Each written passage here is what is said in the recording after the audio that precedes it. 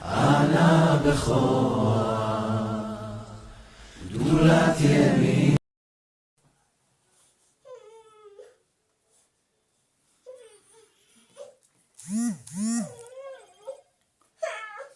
Muy buenas noches, amigos y amigas, hermanos y hermanas en Cristo, que nos favorecen con su fina y amable atención, como ya lo habíamos anunciado previamente en los diferentes teasers, tanto en nuestra plataforma de Facebook como en nuestra plataforma de YouTube.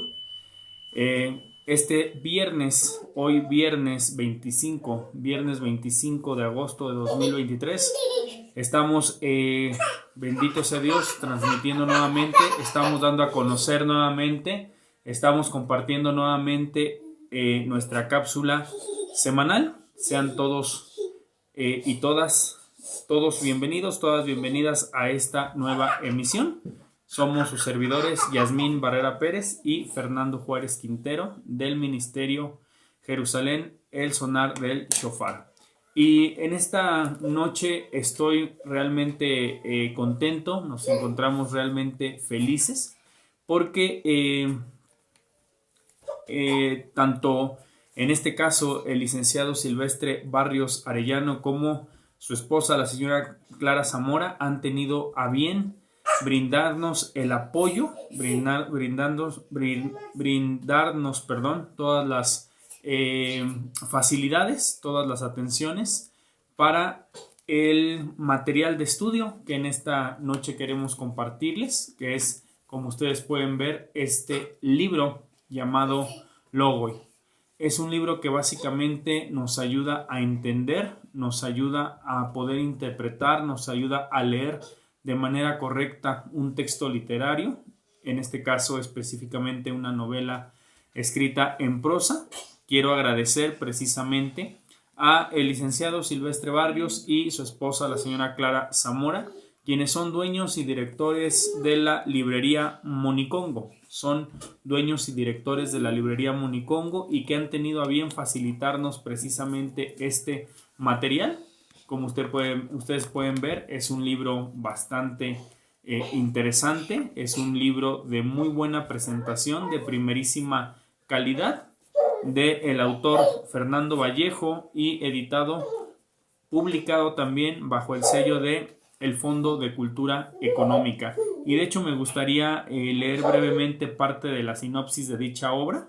Dice así: los manuales de retórica y preceptiva literaria del clasicismo y el romanticismo daban cuenta de las figuras de la poesía. Faltaba un tratado que diera cuenta de los procedimientos de la prosa, y este es Logoi, una gramática del lenguaje literario, obra sui generis en el panorama de los estudios lingüísticos y filológicos contemporáneos. El libro de Fernando Vallejo es el catálogo exhaustivo de esa infinidad de formas y moldes para vaciar el pensamiento que todo gran escritor conoce, aunque nadie enseña. Ejemplificado con citas de autores griegos, latinos, italianos, españoles, franceses e ingleses, se ha levantado aquel inventario en esta obra de un patrimonio común que abarca desde la adjetivación homérica hasta el estilo indirecto libre y la écriture artiste de Flaubert y los Goncourt, los modelos forjados por la literatura de Occidente en sus 3 milenios de existencia. Este es el libro, precisamente Logoi, aquí lo estoy mostrando.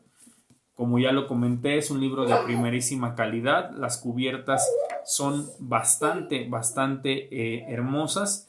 Aquí tiene un par de hojas en color morado en donde bien se puede escribir, como me lo comentaba mi esposa hace un momento, una buena dedicatoria con algún plumón de base aceite. Buenísimo este libro, sobre todo para todas aquellas personas que queremos seguir estudiando, adentrándonos y penetrando en el mundo precisamente de la literatura y uno específico. Este libro lo quiero como un referente de estudio para poder repasar el Nuevo Testamento, que como sabemos está escrito en griego. De verdad, muchísimas gracias a la librería Monicongo, todas las facilidades que nos han brindado para la obtención de este libro. Y Ellos se encuentran ubicados en Avenida Juárez número 32, casi esquina con 5 de mayo. Repito, Avenida Juárez número 32, casi esquina con 5 de mayo. Esto es en la zona centro de Atizapán de Zaragoza, Estado de México, código postal 52900. Código postal 52900, perdón. Libros Monicongo, que además de una librería, también es una galería y un café. Y hoy precisamente tuve la oportunidad de platicar con el dueño y director de esta librería, que como ya lo mencioné, es el licenciado Silvestre Barrios, que de hecho es licenciado por la Universidad Nacional Autónoma de México, la UNAM, en letras clásicas. Y él me decía que en este proyecto de libros Monicongo no solamente buscan ser un punto de distribución de libros, sino que también el deseo de ellos es que su librería sea un espacio para encuentros, para debates, así como un espacio para discusión literaria, artística, bibliográfica. En Libros Monicongo consiguen los libros que cualquier persona le solicite, desde luego sobre pedido, ya sea de cualquier editorial, de cualquier autor o de cualquier tema. Cuentan con una vasta experiencia, más de 40 años, me decía el licenciado Barrios, tanto en el manejo como en el cuidado de los libros. Y lo podemos ver porque realmente estas obras están muy bien conservadas. A mí en lo personal, los libros que están bajo el sello del Fondo de Cultura Económica me gustan mucho. Tengo por ahí en mi biblioteca personal 2 o 3 obras más de este sello editorial. Uno de ellos es The Frames of Mind, que en español se tradujo como Las estructuras de la mente, de Howard Gardner. Y este libro también me gusta mucho porque es de una calidad insuperable, algo que caracteriza al Fondo de Cultura Económica. En cuanto a lo que es Libros Monicongo, que es precisamente de la librería que estamos hablando en esta noche, están trabajando también arduamente los dueños para dar a conocer a los autores y editores locales, porque en opinión de ellos, Atizapán de Zaragoza y sus alrededores, Nicolás Romero, Tlalnepantla, Estado de México, también hay artistas y creadores que vale la pena conocer y dar a conocer. El deseo del matrimonio Barrios Zamora es que Libros Monicongo sea un referente cultural en su municipio y sus alrededores. De verdad, quiero reiterar mi más sincero agradecimiento a Libros Monicongo, así como a sus directores Silvestre Barrios y Clara Zamora, por todo el apoyo que nos han brindado en la obtención de material de estudio. Entre dicho material, este libro Logoy de Fernando Vallejo. Y es así, amigos y amigas, hermanos y hermanas en Cristo, como en esta noche queremos arrancar con la cápsula del día de hoy.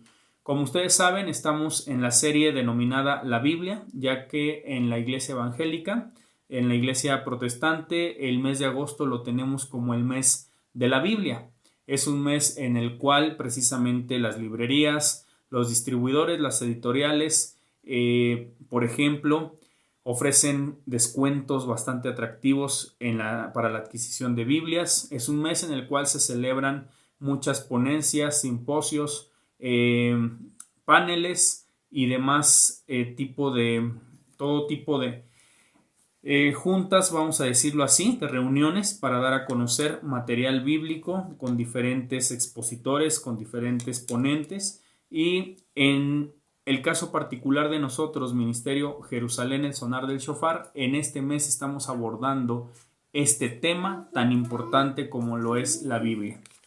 Y hoy quiero hablar acerca, amigos y amigas, hermanos y hermanas, hoy quiero hablar acerca de lo que es la revelación, la interpretación y la iluminación en la Biblia.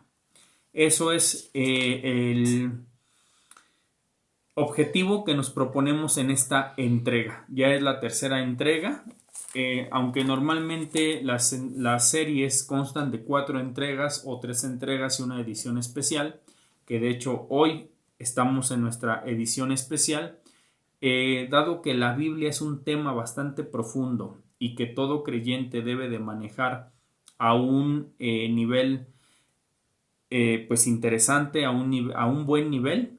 Lo más seguro es que nos vayamos a 5 entregas, es decir, faltarían aparte de esta 2 más sobre lo que es la Biblia. Y hoy vamos a hablar acerca de lo que es la inspiración y de lo que es también la revelación y la iluminación en la Biblia. Y para ello quiero comenzar diciendo que la Mishnah es la recopilación, es la compilación de los dichos de todas las enseñanzas orales que desde Moshe Rabinu se han venido dando en la tradición judía, en la tradición rabínica, de maestro a alumno, de maestro a alumno, de maestro a alumno, de maestro a alumno por tantas generaciones hasta llegar a nuestros días. Sin embargo, aquí es importante mencionar, antes de continuar con esta descripción, es necesario mencionar un par de cosas. En primer lugar, dentro de la tradición judía, dentro de la tradición rabínica, consideran que es una falta, y que es incluso una falta grave, poner por escrito las cosas que Akadosh Baruj Hu entregó de manera oral en el monte Sinaí. Y de igual manera también sería una falta grave enseñar de manera oral las cosas que Boreolam entregó por escrito a Moshe Rabinu.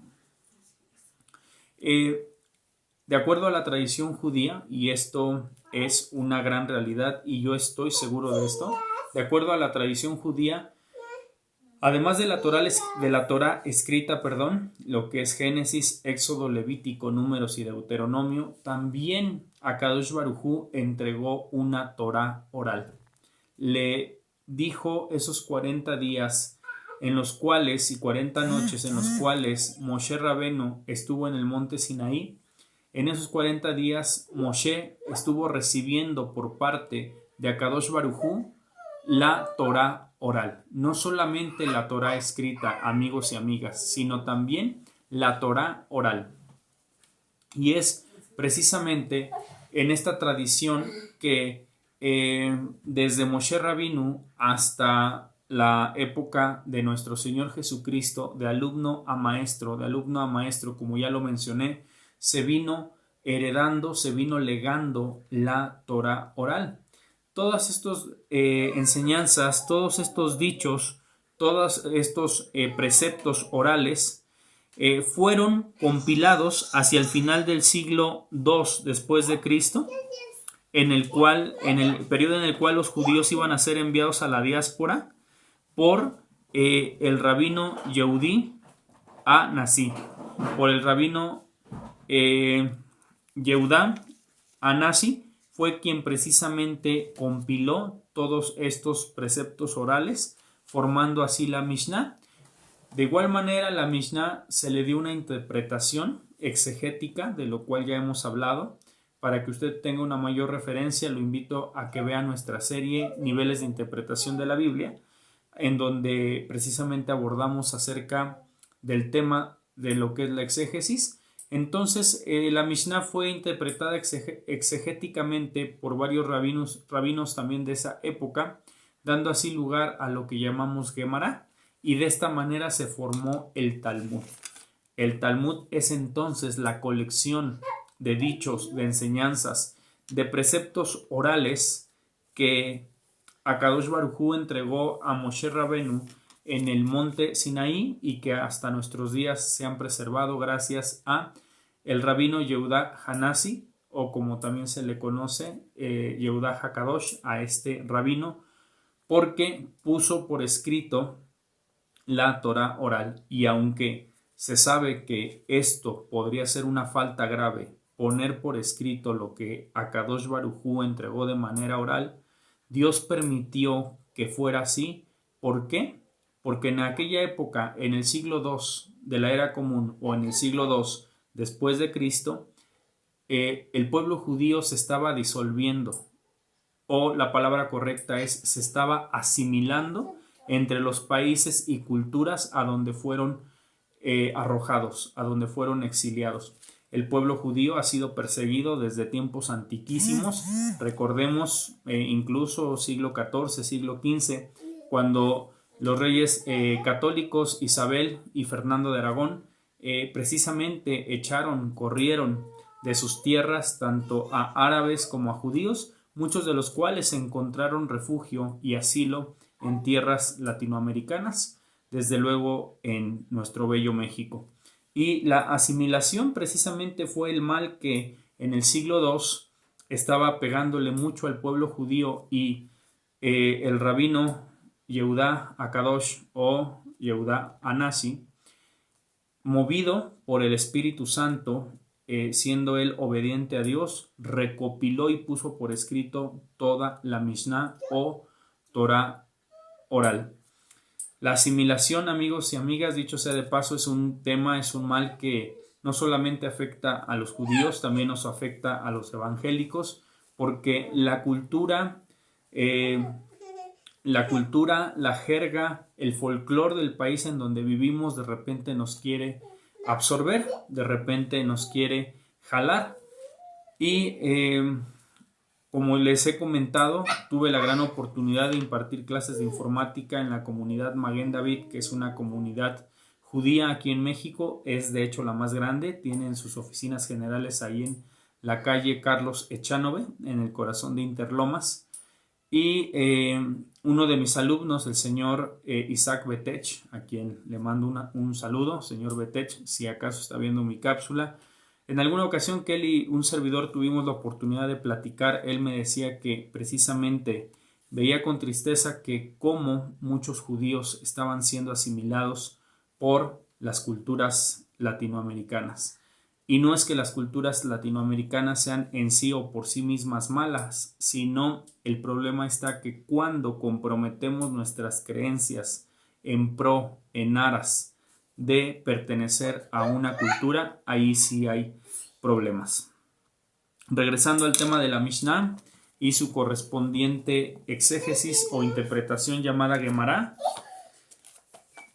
¿cómo es que Yehudá Hanasi, este rabino, encontró el aval, encontró el permiso de Dios para poder poner por escrito aquello que Dios había ordenado que fuera preservado de manera oral? No sé si me estoy explicando en este punto, amigos y amigas. Hay dos Torah. De acuerdo a la tradición rabínica, no que haya dos Torah, hay dos modalidades de la Torah. Una Torah escrita, que tenemos en Génesis, Éxodo, Levítico, Números y Deuteronomio, y una Torah oral, que fue legada, que fue heredada de maestro a alumno hasta nuestros días. La Torah oral no podía ser puesta por escrito. Eso es, como ya lo dije, por tercera vez lo menciono, eso era una grave falta. Sin embargo, Dios le habló a Yehudá Anasi en el Salmo 119-126, que en la Biblia Latinoamérica dice así: Señor, es tiempo de que actúes, pues se viola tu ley. Aquí lo que entendió Yehudá Akadosh, como también se le conoce a este rabino, es que Boré Olam le estaba dando la indicación, la instrucción de que hiciera algo porque la ley se estaba perdiendo, porque la ley se estaba olvidando. Como lo compartimos en la clase pasada, amigos y amigas, cuando hablamos del texto masorético, recordemos que originalmente el hebreo no tenía vocales. Doy la bienvenida a todos aquellos y a todas aquellas que se están conectando en esta noche a nuestra transmisión en vivo vía Facebook, y a los que nos verán de manera diferida. Hoy es viernes 25 de agosto de 2023. También le doy la bienvenida a quien de manera diferida nos verá en nuestra plataforma de YouTube. Regálenos, no se olviden, un like, compartan, comenten, denle un comentario a nuestros videos. De esa manera nos ayudan a seguir creando este tipo de contenidos. Bienvenidos y bienvenidas. Entonces decía yo que Yehudá Anasi o Yehudá Akadosh, como también se le conoce a este rabino, entendió de parte de Dios que tenía que hacer algo porque la Torá oral se estaba perdiendo. Y en el Salmo 119, 102 encontró el respaldo y la orden incluso de parte de Akadosh Baruj Hu para que pusiera por escrito esta Mishnah. Decía yo que en el hebreo no existen las vocales y originalmente tampoco existían los puntos vocálicos. ¿Cómo es que los rabinos se aseguraban de que el pueblo judío tuviera una correcta pronunciación del hebreo? Esto era precisamente a través de la tradición oral. Sin embargo, como ya lo dije en la entrega anterior, los masoretas, que fueron los creadores del texto masorético, rabinos principalmente de Tiberias y de Jerusalén, se dieron cuenta que como el judaísmo se estaba asimilando en diferentes culturas, entre ellas la griega, el helenismo, entre ellos la romana, decidieron precisamente crear los puntos vocálicos para poder guiar la lectura de manera correcta. Entonces, Yehuda Anasi decidió precisamente poner por escrito la ley oral. Y aquí es donde entramos de lleno entonces al tema de hoy, lo que es inspiración, lo que es revelación y lo que es la iluminación de las sagradas escrituras, de los textos sagrados. Recuerden, agosto es el mes de la Biblia. Y es amplio, es muy amplio el tema de inspiración, es muy amplio el tema de lo que es revelación y es muy amplio también el tema de lo que es iluminación. De hecho, me gustaría retomar un poco el concepto de inspiración que estuvimos repasando la semana pasada, toda vez que, como ya lo mencioné, también un grave error que cometemos dentro del pueblo de Dios, dentro de la iglesia evangélica, dentro de la iglesia protestante, es el hecho de tratar de separar lo máximo posible lo sacro de lo profano, lo material de lo espiritual. Pensamos que lo uno está contrapuesto a lo otro y pensamos que como hijos o hijas de Dios no podemos coexistir en ambas esferas. Desde luego no estoy diciendo que la santidad no sea una práctica importante dentro de la vida cristiana, claro que lo es. Por supuesto que es necesario para todos caminar y vivir en santidad, porque como está escrito, sin santidad nadie verá a Dios. Sin santidad nadie verá al Eterno. Esto está en Hebreos capítulo 12, versos del 14 al 15. No obstante, amigos y amigas, el vivir, el andar cristiano es uno solo en todas sus dimensiones, sin que ninguna de ellas esté exenta o fuera de. Absolutamente todo lo que nos pasa tiene que ver con el mensaje que el Eterno cada día quiere entregarnos. Todo lo que nos pasa. De hecho, hace unos minutitos mientras cenaba, le comentaba a un servidor a mi esposa una pequeña anécdota que tuve el día de hoy, y en esa anécdota yo pude ver cómo los tiempos, el tiempo, el espacio y los momentos están controlados al orden del segundo y a la magnitud del milímetro por Akadosh Baruj Hu. No hay casualidades, no hay coincidencias, todo lo que ocurre en nuestra vida siempre es con un propósito.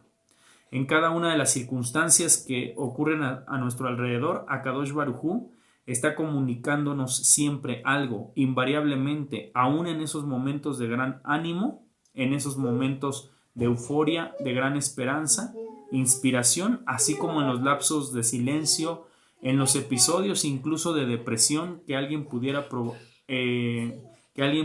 pasar, ahí también está la inspiración. En un artículo escrito y desarrollado por Isaac Saler en el portal torah.org.ar se dice lo siguiente.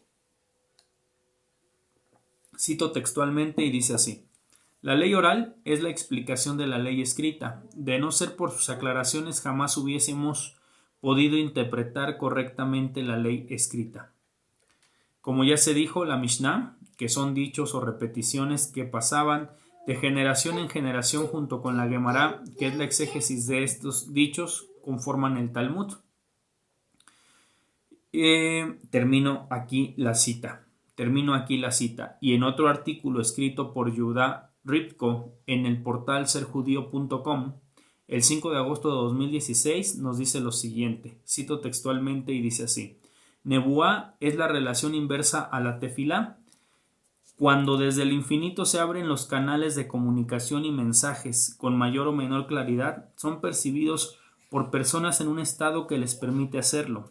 Es la Neshama la que absorbe información desde la red espiritual y de alguna manera la vuelca en imágenes.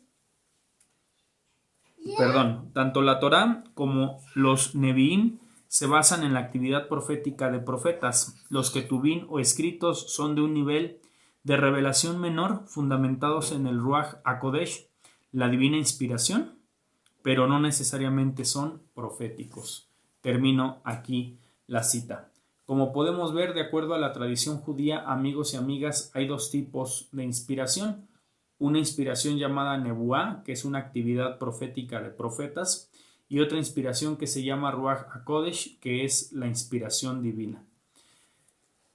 No vamos a entrar mucho en detalles en cuanto a lo que es esto, ya que, como lo comento, esta es la visión judía, esta es la visión de alguna manera del Antiguo Testamento. Cuando Jesús pisó la tierra por primera vez, vino a modificar muchas de estas circunstancias y lo tenemos que estudiar ahora desde el punto de vista cristocéntrico. Lo que sí vale la pena y voy a retomar y sí voy a tener en cuenta es precisamente esta frase que ocupa el rabino Yehuda Ripko, donde dice que tanto la Torá como los Nevi'im, que son los primeros 5 libros de la Biblia, y los profetas, que son 12 libros en el Antiguo Testamento, 12, son una actividad profética de profetas. El ministerio profético hoy en día está vigente, el ministerio apostólico hoy en día está vigente, no por el hecho de que el protestantismo tenga profetitis y apostolitis aguda.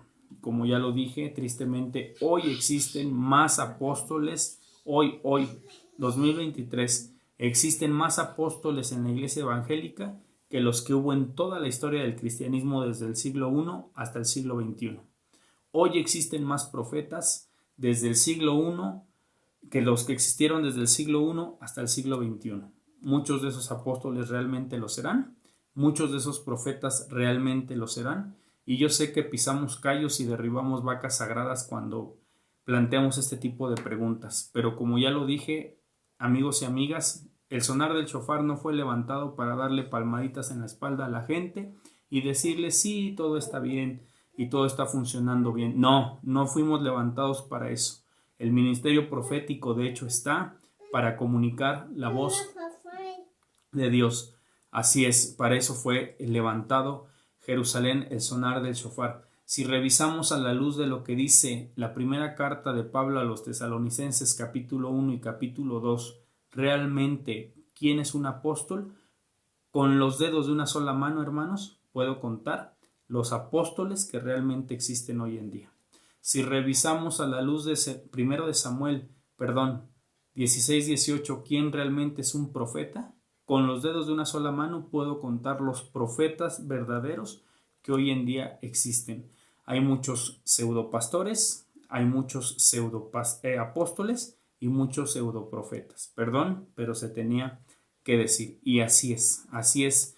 Y me llamaba mucho la atención que hace 2 días veía yo en internet un instituto cuyo nombre me voy a reservar, en donde por un pago de $1,000 le mandan a usted por correo electrónico el material de estudio, los apuntes, las evaluaciones y el título como licenciado en teología.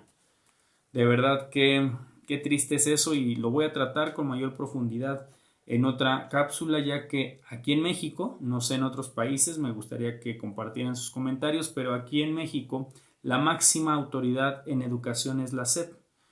Y la SEP, a través de la Dirección General de Profesiones, es la única, subrayo, la única instancia legal facultada a nivel federal para entregar un título profesional. Cualquier título y o cédula profesional que no sea entregada vía Dirección General de Profesiones es un título, una cédula apócrifos, falsos, así como lo escuchan. Y yo no me explico cómo una persona puede brincar de la primaria a una licenciatura, la secundaria y la preparatoria, ¿dónde quedan? Es lo que tenemos, hermanos, y muchas veces la culpa nosotros mismos, los cristianos, la tenemos porque nos ponemos a dar títulos sin ton ni son, a diestra y a siniestra, sin importarnos ninguna otra cosa más que a según preparar obreros, cuando realmente no es así. Si el médico cursa más de 16 años de estudio, el ingeniero 13 años, el arquitecto 12 años, ¿por qué el licenciado en teología se va a brincar de la primaria a la universidad? Eso no tiene lógica y tenemos que poner mucha atención ahí. Bien, regresando entonces al tema, y todo esto que estoy diciendo tiene mucho que ver con la Biblia, porque desafortunadamente la Biblia está muy manoseada, está muy pellizcada. ¿Por qué? Porque cualquier cantidad de pseudoevangelistas se han dado el lujo, con pésimos conocimientos y peores métodos de interpretación, de explicar la bendita palabra de Dios. De tal manera que es importante entonces conocer todo este contexto, la inspiración, la revelación, como ya lo mencioné, y aún la iluminación son muy importantes. ¿Qué es la revelación, hermanos? Existe un consenso entre el pueblo evangélico. La revelación es el proceso mediante el cual Dios se da a conocer a la humanidad.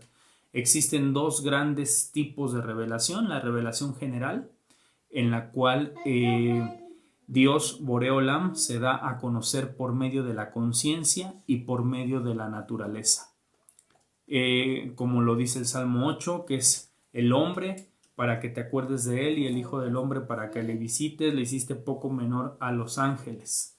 El Salmo 19, si no mal recuerdo, dice: cuando veo el firmamento, la obra de tus manos.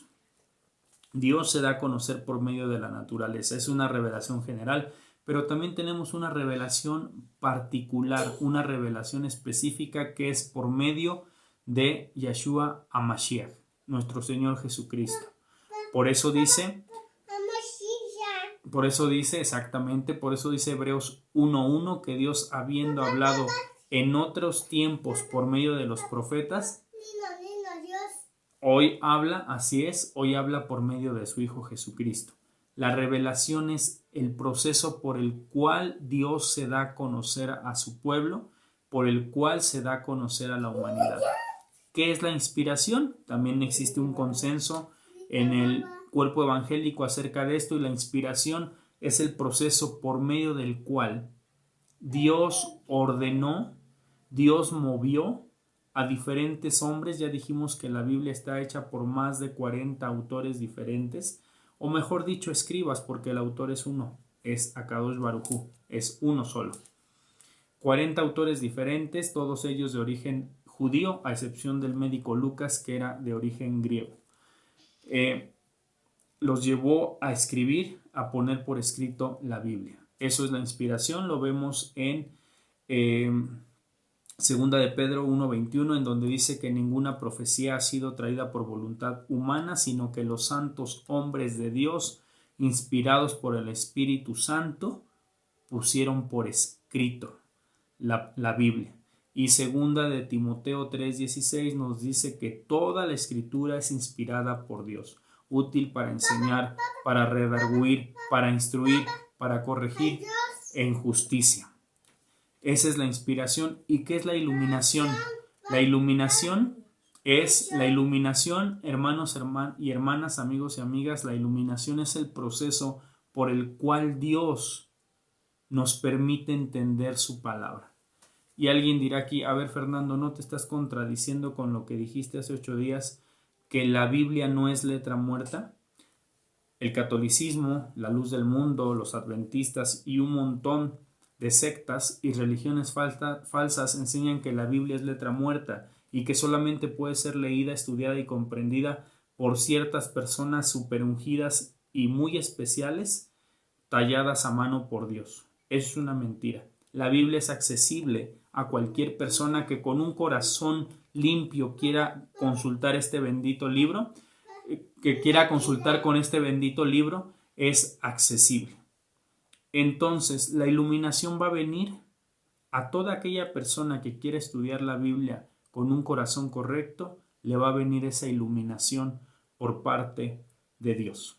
Le va a venir esa iluminación por parte de Dios. Y de hecho las circunstancias, las situaciones, la enfermedad, Dios nos guarde, las deudas, Dios nos guarde, cualquier situación que esté envolviendo a una persona en ese momento al estudiar la Biblia, van a ser circunstancias que de hecho van a abonar la comprensión de Dios.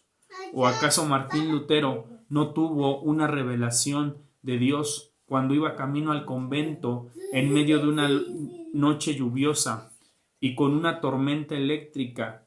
Por lo menos en su película podemos ver cómo cae de rodillas en el fango y tiene una revelación, un encuentro, una iluminación de parte de Dios. Así que si usted, amigo y amiga, hermano y hermana, se acerca con un corazón correcto a la Biblia, va a tener una iluminación. Porque la Biblia no ha sido reservada para ciertos doctores, entre comillas, en teología, o para ciertos apóstoles, según, o para ciertos profetas, según. No, la Biblia está reservada para cualquier persona que quiera acercarse a ella con un corazón sano. Decía yo también hace 8 días el testimonio de una persona que años después se convirtió en pastor y que pidió 5 pesos de chile verde y se los envolvieron en la verdulería en una hoja de Biblia, así como lo escucha, y que al llegar a su casa y al sacar los chiles y extender la hoja se puso a leer la bendita escritura, y de ahí el Espíritu Santo empezó una obra en su corazón, porque ese es el Dios que tenemos. Entonces, la inspiración, volviendo al tema, revelación, es la manera, el método como Dios se va a dar a conocer. La inspiración es cómo Dios plasmó esa revelación. Y la iluminación es cómo nosotros podemos obtener ese conocimiento. Y de hecho el Salmo 139, hermanos y hermanas, amigos y amigas, llama muchísimo la atención porque es un salmo en el cual David resalta y rescata muchas de las futilidades, muchas de las adversidades y vicisitudes que atravesamos en la vida. De hecho voy a leer el Salmo 139, por lo menos una parte. El Salmo 39 es el mejor retrato acerca precisamente de la vida ordinaria de cualquier creyente como usted o yo. Dice: Señor, tú me examinas y me conoces, sabes si me siento o me levanto. La Reina Valera dice: conoces mi levantar y mi sentar. Tú conoces de lejos lo que pienso, ya esté caminando o en la cama me escudriñas. Eres testigo de todos mis pasos. Aún no está en mi lengua la palabra cuando ya tú, Señor, la conoces entera. Me aprietas por detrás y por delante y colocas tu mano sobre mí. Me supera ese prodigio de saber, son alturas que no puedo alcanzar. ¿A dónde iré lejos de tu espíritu? ¿A dónde huiré lejos de tu rostro? Si escalo los cielos, tú allí estás. Si me acuesto entre los muertos, también allí estás. Y es un salmo hermoso porque David continúa diciendo: aunque me vaya a las alas de la aurora, a las puntas de las olas, aunque me vaya al abismo o a las tinieblas, ahí tú me ves, Dios. Y quiero leer, nuevamente voy a citar textualmente lo que dice la Biblia de Estudio Latinoamérica. Dice así: hay una manera de contemplar la omnipotencia y la presencia y el poder de Dios, que nos aplasta, pero hay otra que nos llena de confianza. La Biblia no puede contemplar este misterio insondable de Dios sin referirse inmediatamente a las luchas del mundo real. Fíjese, vuelvo a leer: la Biblia no puede contemplar este misterio insondable de Dios sin referirse inmediatamente a las luchas del mundo real.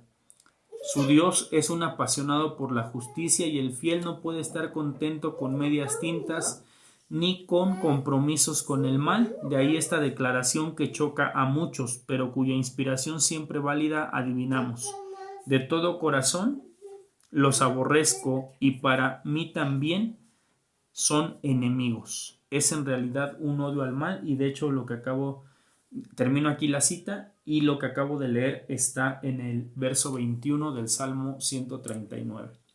David aquí en este salmo retrata la futilidad de la vida. ¿Y por qué insisto tanto con esto? Porque algunas denominaciones, algunos pastores, algunos maestros quieren enseñar o hacer creer que la inspiración divina es cuando el apóstol Juan estuvo en un éxtasis y estuvo dando vueltas y se aventó un mortal al frente, 5.9 grados de dificultad, que ni Fernando Platas en sus mejores años de clavadista podría hacer. No, no necesariamente la inspiración divina es así. Dios nos puede hablar sentados a la mesa tomando nuestros alimentos, desarrollando un día normal de nuestro trabajo, sea que usted se dedique a las ventas, que sea ingeniero, que sea maestro o que sea médico, Dios le va a hablar ahí. Eso es precisamente, de hecho, la inspiración. Y eso es precisamente cómo Dios, por medio del bendito Espíritu Santo, habla a nuestra vida día a día. Y de hecho, llama mucho la atención que el Salmo 139, de acuerdo a los segulot o aplicaciones que tiene cada salmo, se dice que el Salmo 139 es el salmo que está ligado a la paz conyugal, al Shalom Bait, a la buena relación entre un hombre y una mujer. De tal manera que si una esposa o un esposo quiere tener una mejor relación conyugal cada vez, es necesario que lea, que recite constantemente el Salmo 139. Cada uno de los 150 salmos tienen una segulot, una aplicación muy específica, y en algún momento también hablaré de eso. El Salmo 139 está muy ligado a la paz conyugal, y volvemos a lo que ya habíamos dicho. Mucha de la revelación, mucho de las credenciales, si se puede llamar así, muchos de los logros que un ministro pueda tener están íntimamente ligados con su familia. Yo no me imagino a un pastor o apóstol que trate mal a su familia, a su esposa, que maltrate a sus hijos, que los deje sin comer, que no les importe cómo están. Realmente no me imagino un ministro así. Así que la próxima vez que usted vea a un ministro que le vea sus credenciales, no es muy trascendente si está bajo la cobertura de fulano de tal, de perenganito, si es doctor en teología o si es el apóstol mengano. Como ya lo he dicho, doctores en qué y apóstoles de quién, y eso también lo voy a hablar con muchísima profundidad, y perdón, espero que nadie se sienta ofendido. La próxima vez que usted quiera conocer realmente la vida de un ministro, véale a su esposa, véale a sus hijos, vea la relación que tiene con ellos, y realmente, si como lo dice el pastor Marcos Witt, que fue pastor por muchos años para la comunidad hispana de Lakewood Church, que es la iglesia evangélica más grande de Estados Unidos, cuya comunidad angloparlante está dirigida nada más y nada menos que por el pastor Joel Osteen. Este pastor Marcos Witt dice que el éxito es cuando un hombre logra que su familia busque de Dios juntamente con él. Esto es muy importante, y entonces vemos que la revelación, que la inspiración y que la iluminación son procesos diarios, del día a día. Aún en la mejor de las euforias, en la más hermosa de la felicidad, en el más alto contentamiento, ahí hay inspiración, ahí está Dios. Aún en el peor de los fracasos, en la más profunda de las depresiones, en la más grave de las enfermedades, ahí también está Dios, inspiración. Y eso es lo que dice el Salmo 139. De verdad lo invito a que lo lea, y a mí me gusta en lo personal mucho cómo lo traduce la Biblia Latinoamérica, y es muy importante entonces conocer esto. Y esto entonces nos lleva a la idea, a la conclusión, amigos y amigas, que es necesario que a cada instante de nuestra vida, que a cada momento estemos precisamente desarrollando una relación con Dios, y que sepamos que en todo lo que nos pasa, en lo bueno y aún en lo aparentemente malo, ahí Dios nos está hablando. Ya lo decía yo hace 15 días, el el profeta de Dios no solamente habla con su boca, su vida es un mensaje de Dios a la iglesia. Yo recuerdo con mucho gozo cómo en mis años de infancia, cuando un profeta de Dios vino a darme palabra a la iglesia en donde yo nací, que es la iglesia Quiero Servirte. Por cierto, mando un saludo también al pastor Antonio Velázquez. Amigos, si me estás escuchando, Dios te bendice a ti, a tu familia, a tu iglesia. En aquella congregación vino un profeta de Dios que nunca en la vida me había visto, un profeta que en ese entonces, no sé si todavía, radique en Monterrey, Nuevo León, y me llamó y me dijo, no solamente lo que hables, Fernando, o lo que vas a hablar, sino tu vida. Bueno, no me dijo Fernando porque no sabía él tampoco mi nombre. Tu vida será un mensaje de Dios a la iglesia. Yo he entendido que no solamente lo que hablo, sino que también lo que vivo, hermanos, es un mensaje de Dios para la iglesia. Y esa es una característica del ministerio profético, que lo que vive, lo que le ocurre, lo bueno y lo aparentemente malo, es un mensaje de Dios a la iglesia. El ministerio profético está hoy, desde luego está vigente. Los evangélicos creemos al ministerio profético, por lo menos el ala pentecostal, creemos al ministerio profético. Sin embargo, es importante saber que hay ciertas características. El rabino Moshe ben Maimón, mejor conocido como Maimónides, delineó las características que debe de tener un profeta. Y a mí me llama la atención lo que dice el primer libro de Samuel 16-18. Les doy contexto, hermanos. Recordemos que Saúl era atormentado por un demonio. Saúl era atormentado por un demonio y dice la Biblia que fueron a buscar a un músico para que tañera, para que tocara un instrumento, y de esa manera Saúl fuera liberado del demonio que le atormentaba. Y le hablaron de David. Voy a leer lo que dice 1 Samuel 16-18 en la Biblia Latinoamérica. Dice: uno de los servidores de Saúl, claro, pidió la palabra y dijo: conozco a un hijo de Isaí de Belén que sabe tocar música. Es un muchacho valiente, un buen guerrero, es inteligente y Jehová, el Eterno, está con él. La Reina Valera, si no mal recuerdo, dice: es valiente, vigoroso, prudente en sus palabras y Jehová está con él. Esto normalmente se conoce como las 7 características de David. David por excelencia fue el profeta.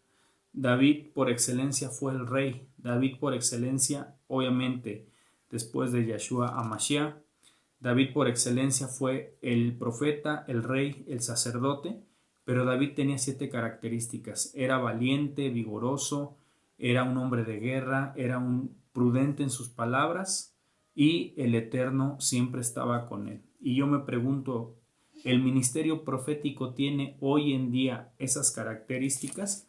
Recordemos que la palabra inspiración proviene de las letras hebreas Resh, Vav, Het. Es de donde proviene la palabra inspiración. Haciendo temurá y reordenando estas mismas letras, ahora Het, Vav, Resh, con gematría 219, dicho sea de paso, se forma una nueva palabra hebrea, desde luego, que es Hawar, que por un lado significa ponerse o estar pálido, y por el otro es Ur, que significa blanco, pureza y luz. Entonces vemos que la inspiración está relacionada directamente con el asombro, que está relacionada con la pureza, con la santidad, con la obediencia a Dios. Lo vuelvo a decir, si sopesamos todo ese montonal de ministerios proféticos según que hoy existen y ese montonal de ministerios apostólicos según que hoy existen, realmente son muy pocos los que cumplen con las características de David. David es el prototipo del profeta, pero David tenía 7 características que le hicieron un hombre conforme al corazón del Eterno. Y en cuanto a los apóstoles, que en su momento lo voy a hablar, también es necesario que cumplan con ciertas características para que realmente puedan ostentar el grado de apóstol. para que también puedan ostentar el grado de apóstol. Y para ir cerrando, estoy sobre el minuto 49 y como siempre procuro hacerlo, quiero ser respetuoso de los 56 minutos que cada cápsula conlleva. Quiero que vayamos al libro de los Efesios. Al libro de los Efesios.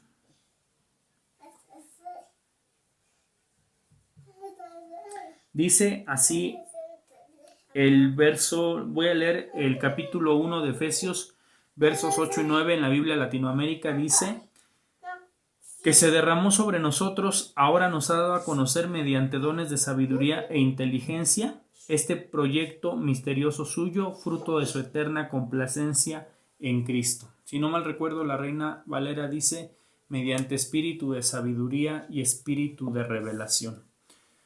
Un golpeteo que yo tengo muy constantemente es que, si bien es cierto es que el Nuevo Testamento está escrito en griego, y eso no lo voy a discutir porque sería una estupidez de mi parte, el Nuevo Testamento está escrito en griego, sí, ok, hasta ahí estamos bien. El problema es cuando helenizamos, cuando metemos la cultura griega a la Biblia, ahí es donde hay problemas. Pero bueno, no me voy a ofuscar ni me voy a alterar, por eso también Dios me mandó este libro, para entender un poco más el contexto griego, porque hoy muchos pastores y apóstoles, y perdón la insistencia, de verdad perdónenme, andan pero si soñados con el griego, y que suneidesis, y que exousia, y que dunamis, y que tantas palabras que hay en el griego, porque sí las existen, obvio, pero que se están interpretando en el contexto de la nueva era, en un contexto helenista que Jesús jamás nos enseñó. De hecho, esa es la razón por la cual, hermanos, recordemos que hacia el 515 a.C., cuando se estaba cerrando o ya estaba cerrado el canon del Antiguo Testamento y solamente faltaba el Shin Ashirim, que es el Cantar de los Cantares, solamente es el único libro que faltaba por incluir al Antiguo Testamento. Es el único libro. ¿Por qué quitaron o por qué sacaron a los deuterocanónicos? Porque los deuterocanónicos creían, aquellos rabinos, que tenían un alto contenido de cultura helenista.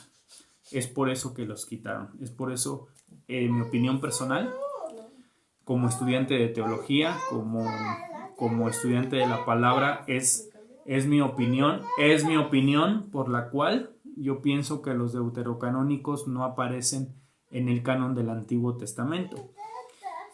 Sin embargo, me comprometo, hermanos, a poder adentrar más. Repito, por eso Dios me permitió y me está permitiendo estudiar este libro. Nuevamente, Libros Monicongo, muchas gracias. Sin embargo, es importante no perder de vista el contexto hebreo de las Sagradas Escrituras. Hoy por hoy necesitamos revelación, existe la inspiración y está la iluminación. La Biblia no es letra muerta, la Biblia no es prerrogativa o exclusividad de alguien, de algún cura, algún pastor, algún rabino, sacerdote. La Biblia está accesible y Dios nos dará iluminación a aquellos que la queramos estudiar. La palabra iluminación, la palabra luz, está relacionada al or. Es un concepto muy profundo. Por eso desde Génesis 1:3 está escrito: dijo el Eterno sea la luz, y fue la luz. Ahí no se está refiriendo al día, a la noche, el sol, la luna, no. La luz es un concepto mucho más profundo.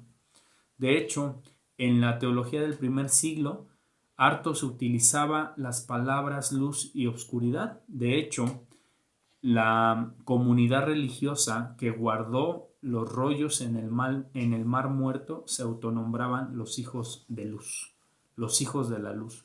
Y uno de sus escritos habla acerca de la guerra entre los hijos de luz y los hijos de tinieblas. Desafortunadamente, en el siglo XXI, ocupar estos términos en el cristianismo evangélico pudiera sonar incluso hasta sectario, pero es completamente bíblico. hablar de luz y hablar de tinieblas. Entonces, como conclusión y para finalizar, hermanos y hermanas, Dios sigue hablando hoy en día a sus hijos, se sigue revelando. Desde luego no puede haber ninguna revelación fuera de la Biblia. Cualquier revelación que atente contra lo que la Biblia dice es una revelación que debe de estar en tela de juicio. Dios inspiró a hombres para escribir su bendita palabra, y Dios ilumina a sus hijos, hombres y mujeres, niños, jóvenes, adultos y ancianos. Cualquiera que quiera leer la Biblia es iluminado del cielo para poder entenderla. La Biblia no es letra muerta ni es exclusividad de nadie. De hecho, pastor, si usted por alguna razón o de alguna manera no permite que su feligresía pueda estudiar la Biblia libremente, no estoy diciendo que usted no le guíe, guíelos, pero que la Biblia pueda ser estudiada libremente, porque la Biblia no es propiedad de una denominación, de un grupo, de un ministerio o de una institución.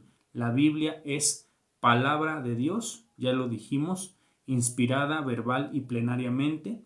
Es una palabra autoritativa, es una palabra suficiente y es una palabra viva. Les deseamos una excelente noche, un buen fin de semana. Bendiciones a todos. Shabbat Shalom. Hasta la próxima.